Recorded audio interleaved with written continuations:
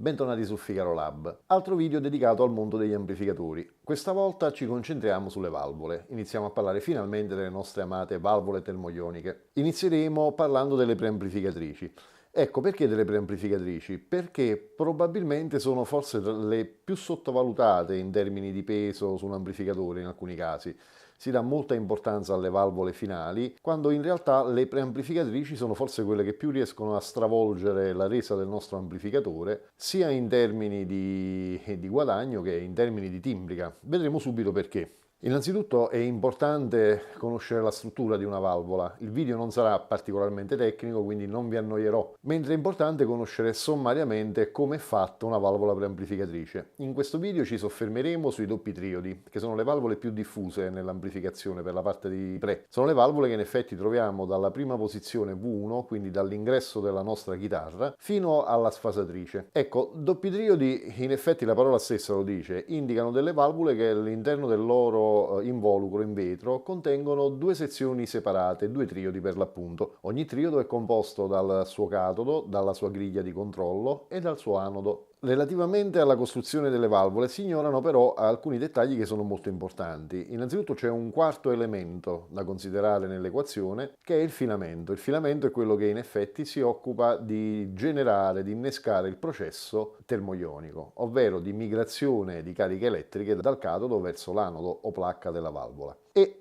ci sono altre componenti all'interno della valvola invece che sono pensate per migliorare la sua durata e per migliorare la qualità del vuoto all'interno della valvola. Infatti l'involucro in vetro, da cui viene aspirato il gas con una sottrazione a vuoto praticamente, viene additivato di altre sostanze chimiche che consentono, quando stimolate dall'elettricità e dal calore, di andare a comprimere quella parte residuale di gas e di generare quindi un vuoto quasi perfetto, nel quale l'effetto termoionico è enfatizzato. Doppi triodi possiamo scegliere tra diverse categorie. Il più familiare sicuramente tutti questi qui è la valvola 12AX7, che corrisponde a quello che ormai è uno standard di costruzione in quasi tutti gli amplificatori. Vedremo però che ce ne sono altre della stessa famiglia che si distinguono per un diverso tipo di guadagno. Prima però di entrare nelle diverse tipologie, vediamo, partendo da un modello unico di riferimento, come è composta una valvola.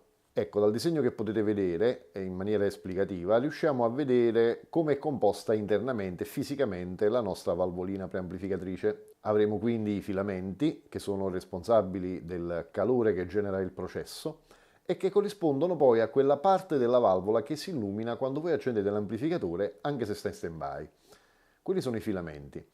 Filamenti che attraverso il loro riscaldamento eccitano un tubicino che attraversano, sarebbe il catodo. Questo catodo rivestito in maniera particolare genera un'emissione che tende a migrare verso l'anodo. L'anodo è il punto dove c'è il potenziale massimo di alimentazione, quindi abbiamo la nostra alimentazione in continua, il valore massimo di alimentazione che è dalla parte dell'anodo. Questa migrazione sarebbe incontrollata in assenza della griglia di controllo che si occupa fondamentalmente proprio di questo, quindi di far migrare in maniera controllata, scongiurando la possibilità che la valvola possa autodistruggersi, e che viene polarizzata con un bias fisso. Quindi, per chi non lo sapesse ancora, anche le preamplificatrici hanno un loro bias, è un bias predeterminato, è fatto attraverso delle resistenze collocate in maniera opportuna. La differenza rispetto alle finali è che è un bias che non va mai regolato, quindi è un bias che è pronto a ricevere una determinata famiglia di valvole e a funzionare quindi in maniera corretta, ad esempio con una qualsiasi 12AX7, quindi se è previsto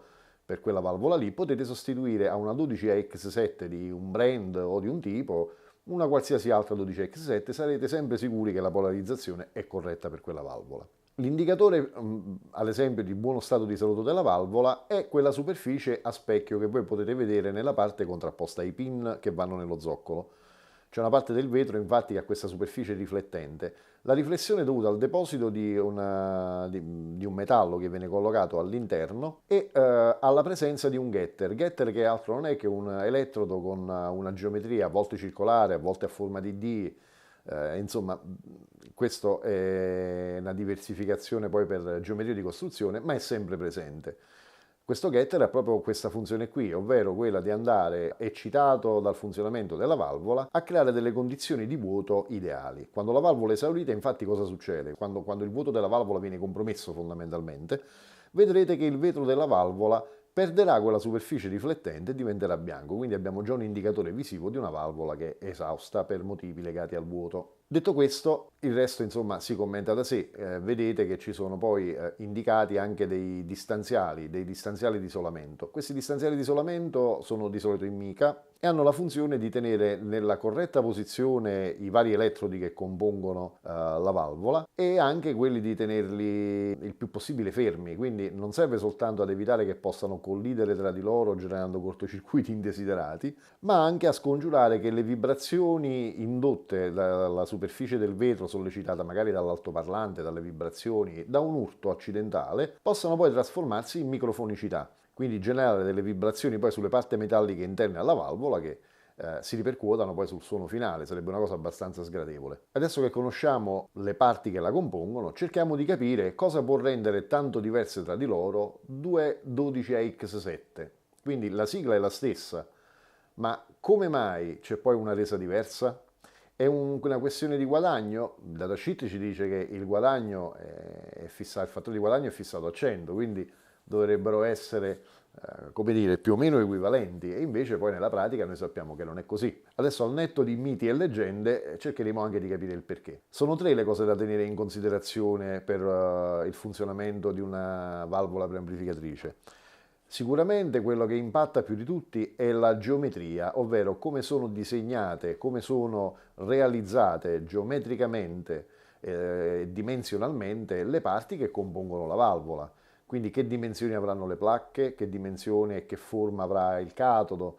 Tutto questo influisce in qualche modo alla resa della valvola. Un altro fattore è il rivestimento dei suoi elettrodi. Per l'appunto, come dicevamo prima, ad esempio il getter viene rivestito in bario, il catodo viene rivestito con altri materiali, le placche vengono rivestite con altri materiali.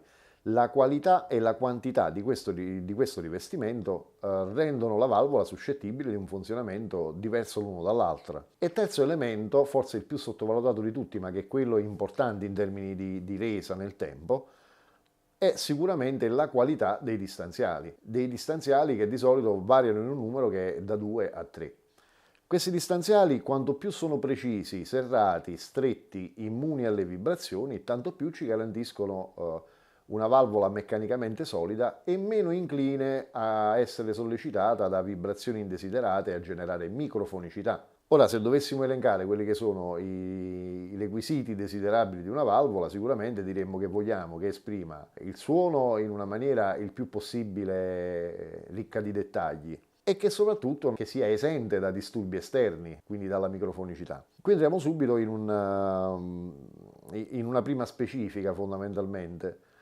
Ecco, cosa rende una valvola più o meno microfonica? Oltre alla geometria delle placche, sicuramente proprio questi distanziali. Ecco, esistono diverse tipologie di montaggio, ovvero a parità di parametri, quindi più o meno a parità di datasheet di requisiti, quindi a parità di guadagno, due 12AX7 prodotte da due aziende diverse, che abbiano entrambe, per definizione, come ogni 12AX7, un guadagno che è pari a 100, un fattore di guadagno pari a 100, avranno anche delle capacità interelettrodo, che poi vedremo dopo quando parleremo brevemente dell'effetto Miller, analoghe.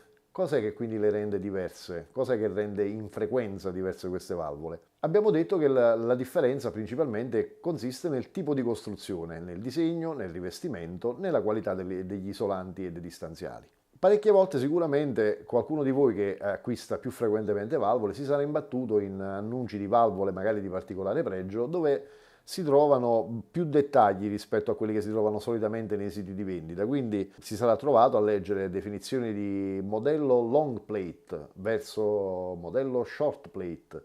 Cosa significa? Questo significa per l'appunto che quella valvola è costruita con degli elettrodi con delle placche più grandi, degli anodi più grandi nel caso delle long plate o più corti nel caso delle short plate. Questo chiaramente ha degli effetti anche sulla timbrica. Infatti quello che empiricamente si è riscontrato da diverse prove di ascolto nel corso degli anni è proprio che placche più grandi in genere hanno una migliore risoluzione e definizione di suono. È anche vero però che una placca più lunga è una superficie che oppone meno resistenza a quelle che sono le vibrazioni indotte, quindi una placca lunga potrebbe essere tipica di una valvola che può avere una tendenza a diventare microfonica, magari non lo è nativamente, lo può diventare con l'usura, con le sollecitazioni. D'altro canto, la valvola che sicuramente si presta ad essere meno microfonica, quella con la versione a placche corte, avrà però questa pecca sotto il profilo timbrico. Ecco, adesso tra le due versioni ci sono un'infinità di sfumature che sono tutte le varianti intermedie che ogni singolo costruttore ha adottato per cercare di avere un buon compromesso tra quella che è la risoluzione in frequenza e quella che è la stabilità in termini di microfonicità. Oppure qualche volta vi sarete trovati a leggere, non so, triple mica. Cosa significa triple mica? Di norma i distanziali in una preamplificatrice sono quasi sempre due. Alcuni costruttori in passato, per garantire migliori performance alle valvole preamplificatrici e per scongiurare il più possibile la microfonicità, interponevano nella parte opposta ai pin una terza mica, quindi un terzo distanziale. Quindi nel punto dove poteva oscillare di più la componentistica interna alla valvola, mettevano un altro distanziale per assicurarsi che quei componenti non si muovessero. Quindi era sicuramente una valvola che già in maniera nativa nasceva con l'obiettivo di una bassa microfonicità. In altri casi, per esempio, trovate delle descrizioni come gray plate o black plate, specialmente quelle americane, in particolar modo penso a RCA, General Electric. Ecco, in quelle valvole che cosa indica gray plate, black plate? Indica il tipo di rivestimento. E il tipo di rivestimento incide in maniera diversa sul suono. Ora, a dire la verità, quale di queste due tipologie possa suonare meglio o peggio, lo lascio alle vostre orecchie. Ma una cosa che va detta sicuramente delle valvole è che prima ancora di poterle catalogare come valvole buone e valvole cattive, marchio buono, marchio cattivo, bisogna capire in che contesto lo andiamo a collocare, ovvero quello che può non funzionare in maniera ottimale in un amplificatore potrebbe essere invece una mano dal cielo per un altro. Penso ad esempio a delle valvole che abbiano un livello di gain molto elevato, possono essere sicuramente di aiuto in un amplificatore high gain, potrebbero avere un effetto indesiderato, un po' innaturale su invece un amplificatore che progettualmente è nato attorno a valvole che avevano dei requisiti diversi. Penso ad esempio ai Blackface della Fender che nascevano attorno alla 7025. La 7025 che non è nient'altro che una versione della 12 AX7 con un pelo di guadagno in meno, ma soprattutto a bassissima microfonicità. Ecco, quindi più che quello che è buono e quello che è cattivo, c'è quello che funziona e quello che non funziona, prima ancora di entrare nel discorso qualitativo delle valvole, perché esiste anche quello, per carità. Quindi adesso che conosciamo un po' meglio le caratteristiche di queste valvole, possiamo fare più serenamente delle considerazioni. C'è un marchio che suona meglio di un altro? Nì, o meglio, dipende dall'applicazione. Io di solito tendo ad assegnare una determinata tipologia di valvola, conoscendo le caratteristiche, in funzione del circuito in cui va collocata. Per cui non esiste una valvola che in assoluto sia il top che si possa utilizzare in maniera così spensierata in qualsiasi amplificatore, certi che abbia un effetto ottimale. Non è assolutamente così. Penso ad esempio a molte valvole che hanno delle bellissime caratteristiche in termini musicali, ma che sono probabilmente più adatte all'alta fedeltà che a un amplificatore per chitarra, in quanto possiedono delle caratteristiche per l'appunto che in un amplificatore per chitarra potrebbero addirittura risultare indesiderabili. Altre valvole invece che il mondo dell'alta fedeltà neanche guarderebbe sono delle valvole che invece in un amplificatore per chitarra funzionano benissimo. Quindi prima di discriminare tra i marchi bisogna capire un attimo cosa serve. Certo, è vero che quando c'erano delle produzioni di punta negli anni d'oro in cui si utilizzavano le valvole, sicuramente era molto più facile trovare una certa attenzione alla qualità di produzione. È anche vero che anche nelle produzioni moderne ci sono aziende che hanno delle produzioni comunque di qualità e delle aziende invece che tendono a produrre prodotti insomma più rivolti alla quantità, da cui poi selezionano degli esemplari particolarmente riusciti, particolarmente gradevoli, che utilizzano poi per poter fare una selezione di prodotti da vendere magari per un mercato diverso. Ritornando un attimo al discorso delle valvole, sicuramente una cosa da capire molto importante è l'effetto Miller. L'effetto Miller che cos'è? L'effetto Miller è in effetti un effetto che descrive quello che avviene all'interno di un doppio triodo all'aumentare del suo fattore di guadagno. Ovvero dovete immaginare come se tra i vari elettrodi della valvola esistessero delle capacità, dei condensatori che sono tutti quanti nell'ordine dei picofarad, di pochissimi picofarad, 1,6, 1,5, 0,33, 0,47 picofarad, ad esempio tra anodo e catodo. Piccole capacità che però hanno il potenziale di andare a limitare l'estremo destro della banda audio, quindi di andare a limare più o meno degli acuti. Più è alto il gain factor di una valvola, quindi più alto il fattore di guadagno, più l'effetto Miller è consistente. Questo effetto Miller che cosa comporta? Insieme al fattore di guadagno influenza quella che è la banda passante della valvola. Cos'è la banda passante? La banda passante dovete immaginare come la banda di frequenza che una valvola riesce ad esprimere. Quindi immaginando la nostra gamma audio dai 20 Hz ai 20 kHz, sicuramente più andiamo in alto con il guadagno e meno riusciamo ad esprimere di quella banda. Alcuni di voi diranno che un amplificatore per chitarra già per sua natura non riesce ad esprimere tutte le frequenze della gamma audio, ed è vero, così come è anche vero che poi seppure si costruisse un amplificatore con questo tipo di caratteristiche ci penserebbe poi l'altoparlante, il nostro speaker, a limitare ulteriormente la banda. Bene, vi dirò che nonostante ciò però le differenze nel cambio da una valvola all'altra le sentite. Le sentite in che modo?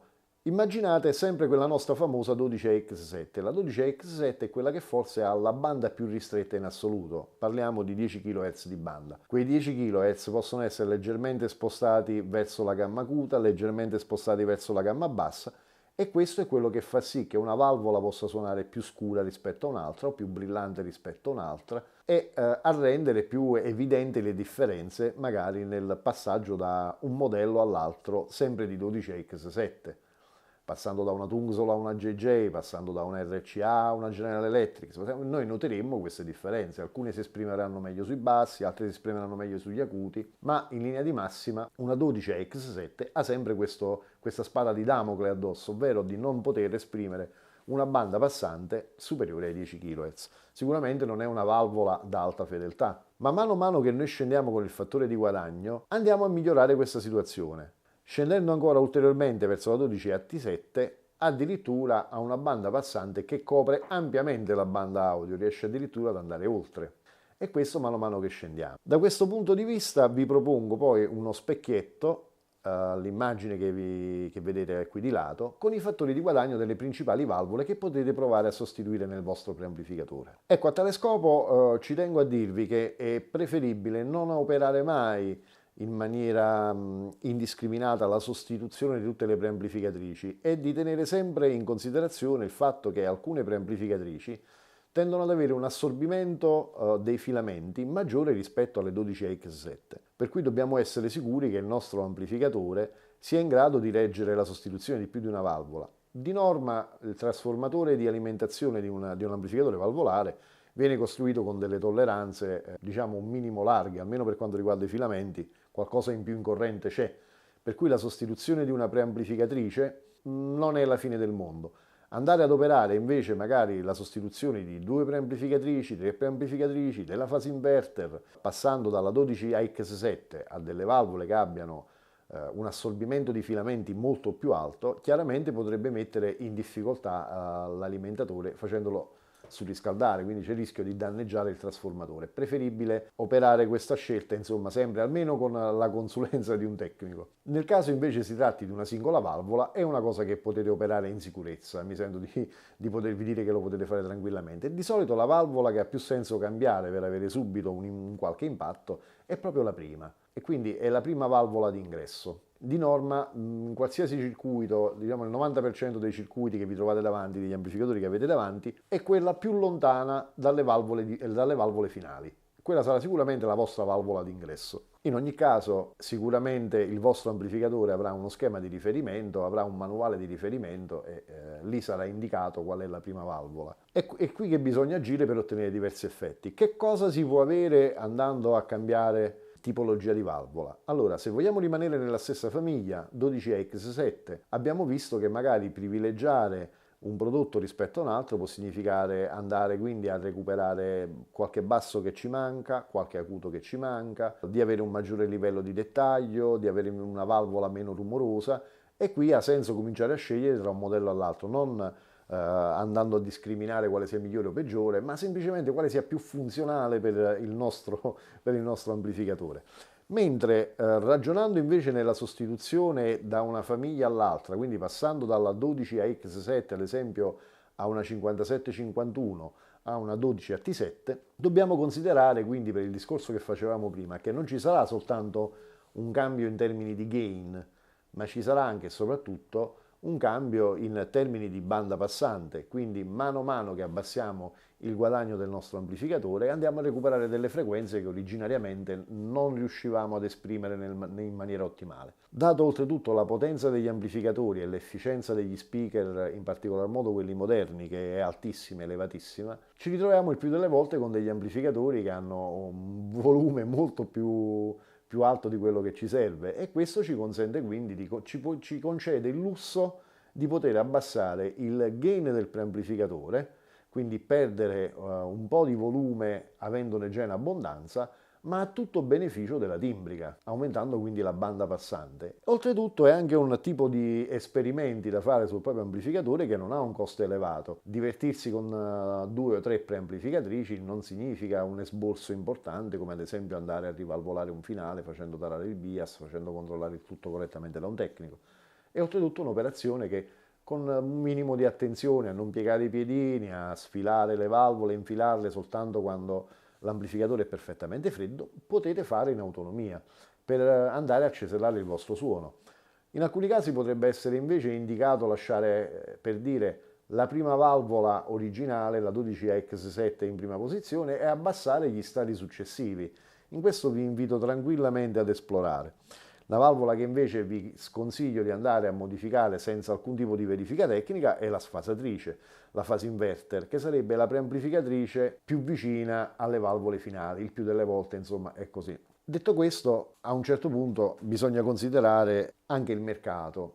Ecco, qui purtroppo ci ritroviamo di nuovo in un mondo dove i miti, le leggende, ma soprattutto i furbi pullulano. Spesso e volentieri sento dire che le valvole New Old Stock sono una spanna al di sopra della produzione moderna. È un discorso che mi sarei sentito in parte di condividere molti anni fa, diciamo 15-20 anni fa, era sicuramente una cosa abbastanza evidente, per un semplice motivo. Queste valvole New Old Stock, cosa significa New Old Stock? Significa valvole di produzione vecchia, ma che non hanno mai suonato. Quindi nuove inutilizzate. Queste New Old Stock in effetti corrispondevano poi a dei fondi di magazzino, a dei depositi inutilizzati che sono rimasti in qualche modo dormienti per il fatto che l'amplificazione in qualche modo è stata poi minacciata seriamente dai semiconduttori. Quindi molte di queste aziende produttrici di valvole hanno chiuso i battenti e di queste aziende sono rimasti soltanto giacenze di magazzino. Ora vi lascio immaginare di queste giacenze quanto possa essere rimasto, ma quanto è stato poi utilizzato negli ultimi 20 anni. Quindi immaginate che ogni volta che si faceva una selezione di queste valvole, venivano selezionate le migliori, venivano collocate sul mercato. Seleziona oggi, seleziona domani, quello che è rimasto in giro non è tantissimo. Quindi in quel poco che si trova in giro c'è anche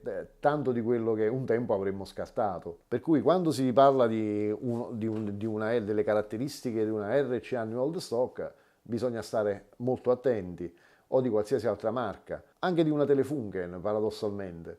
Non è detto che ci si trovi poi di fronte alla Telefunken migliore di sempre, potremmo anche ritrovarci di fronte a delle valvole che in linea di massima sono state scartate, messe da parte e in cui stiamo andando a ripescare oggi perché il culto del vintage in qualche modo ci riporta di nuovo all'acquisto di queste valvole. Oltretutto la chiarezza. Ecco, io noto per esempio che alcune valvole che normalmente dovrebbero essere anche di pregio nel caso delle NOS vengono vendute a dei prezzi particolarmente accattivanti in rete, da venditori su eBay, dai venditori sul mercatino musicale, da venditori su Facebook, sul marketplace, ma in linea di massima sono delle valvole in cui noi poi ci stiamo fidando di quello che ci dice il venditore. Io vedo per esempio delle valvole di qualità che normalmente viaggerebbero su prezzi superiori ai 100-120 euro, vendute in alcuni casi 40 euro, 45 euro. mi chiedo se siano realmente NOS. Vi dico per esperienza, avendo girato tanti mercatini, avendo acquistato diversi stock, nel mio piccolo faccio una piccola selezione di valvole New Old Stock anch'io. Mi sono imbattuto a volte anche in delle valvole che tutto sommato insomma mi hanno dato modo di contestare qualcosa al venditore. Certo, per poter fare questo bisogna avere come minimo un provavalvole serio, attendibile. Io in laboratorio ne ho uno, ho un provavalvole a mutua conduttanza della Mercury che utilizzo per selezionare le mie valvole, ma l'utente normale, il chitarrista normale, si deve fidare di quello che gli arriva a casa e il più delle volte c'è il rischio di ritrovarsi soltanto con delle valvole spumpe, magari parzialmente utilizzate, e non sempre il risultato potrebbe piacerci. Certo, sentiremmo lì per lì quelle differenze rispetto a una valvola nuova nel pieno delle emissioni che ci potrebbero persino piacere. Dice, ah, senti, ha un suono leggermente più caldo, ha un suono più... In realtà però ci stiamo confrontando sempre con una valvola che non è l'equivalente della cosa reale, ovvero se parliamo ad esempio di una 7025 della RCA, sicuramente tra quelle che venivano selezionate il New Old Stock nelle disponibilità di 20 anni fa c'erano delle valvole di gran lunga superiori a quelle che sono rimaste e che ci sono arrivate fino ad oggi. Quindi vi ripeto, è sempre il discorso della selezione. Chi sentisse una di queste RCA vendute magari a prezzi particolarmente appetibili si potrebbe ritrovare ad essere deluso, ma in realtà non starebbe ascoltando un RCA di quelle belle, non starebbe ascoltando magari una General Electric di quelle belle. Allo stesso modo, nella produzione del nuovo non è tutto cinese schifoso, basti pensare che molti selezionatori che attualmente vendono valvole selezionate di grandissima qualità nei loro stock poi fondamentalmente si riforniscono da quei 2 o 3 fornitori che sono rimasti a livello mondiale, semplicemente fornendo delle specifiche molto stringenti, facendo una selezione e andando quindi a selezionare nel totale quelle che hanno le caratteristiche migliori, per cui anche oggi è possibile, affidandosi a delle persone qualificate, penso ad esempio a Tubamp Doctor per dire, ricevere delle valvole di grandi qualità anche se vengono da una produzione attuale. Vi potrebbe stupire sentire magari una valvola selezionata da Tubamp Doctor cinese, il suono che vi tira fuori. O magari vi potrebbe stupire sapere che Tubamp Doctor, per esempio, potrebbe avere nella sua produzione diverse JJ che voi fino a ieri avete snobbato. Ma perché? Perché c'è questo lavoro di selezione e di richieste di specifiche ben particolari che consentono di fare una selezione di valvole, diciamo, al top. Quindi anche oggi è possibile avere delle valvole di produzione attuale che suonino in una maniera convincente, bella, dignitosa. E non vedo perché non potrebbe essere così. Sicuramente il meglio della produzione viene destinato a dei clienti che sono più esigenti, che ti chiedono dei determinati parametri, determinate specifiche e che sono disposti a pagarti quelle specifiche un giusto sovrapprezzo, anche perché poi le rivendono chiaramente come valvole selezionate e rimarcate da loro, per cui il gioco vale la candela, non sono delle valvole sovrapprezzate senza motivo, sono delle valvole dietro le quali ci sta un lavoro che vi garantisce un certo tipo di risultato. Naturalmente non ci si deve neanche illudere di dire, siccome il selezionatore, questo seleziona, alla fine questa valvola che è una JJ803, allora io compro una JJ803 anonima da tizio su eBay, su Mercatino, che mi fa anche il prezzo migliore, tanto la valvola è la stessa. Assolutamente no, non è così. Quindi innanzitutto rivolgetevi sempre a qualcuno che conosca le valvole, anche leggendo su forum, guardando video come questo, quindi fondamentalmente non necessariamente a titolo oneroso, c'è molto materiale a cui potete attingere per sapere qual è la scelta migliore per il vostro amplificatore. E una volta fatto questo, assicuratevi di acquistarle da un canale sicuro, da un canale che vi garantisce, che ha una credibilità, che ha quantomeno una tracciabilità, un negozio fisico, un rivenditore anche online ma che abbia delle credenziali convincenti, e non avrete brutte fregature.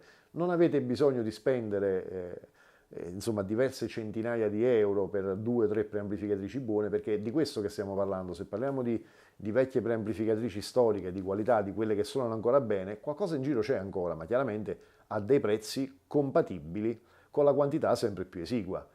E questi prezzi compatibili con la qualità sempre più esigua li rendono più appetibili anche a un certo tipo di clienti, a chi magari ha degli amplificatori che vuole tenere funzionanti ma in maniera filologica e quindi ha necessità di avere quelle valvole perché erano quelle che venivano inserite in fabbrica nell'amplificatore, che ci tiene ad avere il più possibile una certa integrità di quello che era il suono iniziale dell'amplificatore. Detto questo, non credo che ci sia molto da aggiungere, vi invito a sperimentare. Sicuramente delle valvole interessanti da avere per fare diverse prove possono essere una 5751, in alternativa volendo sperimentare con qualche cosa con un guadagno più basso ma con una gamma più bella, qualcuno utilizza l'82, qualcuno utilizza la 12AY7, io vi consiglio tranquillamente di provare anche una 12AT7, 12AT7 che di solito fa storcere il naso a parecchi perché tendenzialmente è una valvola che se non è selezionatissima, se non è costruita benissimo, può avere una minima tendenza alla microfonicità. Ecco, se acquistate valvole di una certa qualità, anche la 12AT7 non vi tradirà. E la 12AT7 probabilmente è quella che ha una banda passante più ampia tra le varie che potremmo utilizzare e che vi addolcisce tantissimo il suono del vostro preamplificatore. Non è una scelta di elezione in V1, però molti insomma che l'hanno utilizzata ne sono rimasti soddisfatti. Io sono uno di quelli, diverse volte l'ho utilizzata quando magari mi mancava la 5751, ho provato una 12AT7 di quelle buone, avevo magari qualche valvola bilanciata selezionatissima e devo dire la verità che il risultato è stato molto bello, molto convincente. Se poi abbiamo addirittura necessità di prendere un amplificatore troppo aggressivo e cercare di dargli un clean più bello, più morbido, più gestibile, con una banda più bella, addirittura si può scendere fino all'ECC82, ovvero alla 12AU7. Scegliete liberamente, adesso sapete quali sono i criteri, se avete bisogno di abbassare leggermente il volume e migliorare la banda, sapete di dover andare verso il basso col fattore di guadagno, quindi potete vedere lo schema che vi ho presentato prima per sapere qual è la valvola che fa al caso vostro. E adesso anche vedendo diverse 12X7 vi sarà sufficiente confrontarla l'una con l'altra, guardare le placche, guardare le miche che contengono all'interno, guardare fondamentalmente quella che è la tipologia costruttiva per riuscire già ad intuire in qualche modo quale sarà il comportamento di questa valvola. Spero che il video vi sia piaciuto, iscrivetevi al canale se non l'avete fatto e mettete un like al video se è stato di vostro gradimento. Alla prossima!